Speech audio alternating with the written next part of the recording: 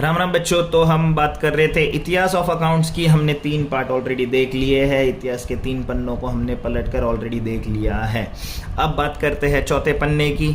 तो जब हमने चौथा पन्ना पलटा तो चौथा पन्ना आया मुगल एरा का।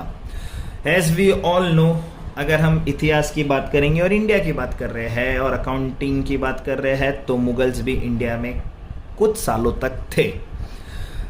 अब उनके एरा में देखते हैं कि अकाउंटिंग का बदलाव और अपग्रेडेशंस कैसे हुआ। जब हम मुगल एरा की बात करते हैं तो उसको और भी नाम से बुलाया जाता था, इंपीरियल लेजर के नाम से बुलाया जाता है। And under Mughals accounting became a royal business because entire office was dedicated to finance.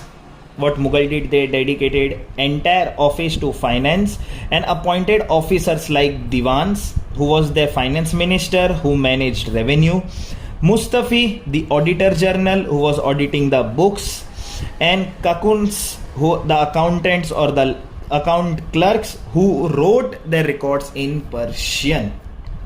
अब मुगल्स क्या करते थे, हर प्रोविंस की बुक, हर प्रोविंस के लेजर्स, हर प्रोविंस के रिकॉर्ड्स वो दिल्ली भेजते थे। दिल्ली ही क्यों? क्योंकि दिल्ली उनका सेंट्रलाइजेशन मेथड हुआ करता था, या दिल्ली उनका सेंटर कैपिटल था, या कैपिटल था बोल सकते हैं।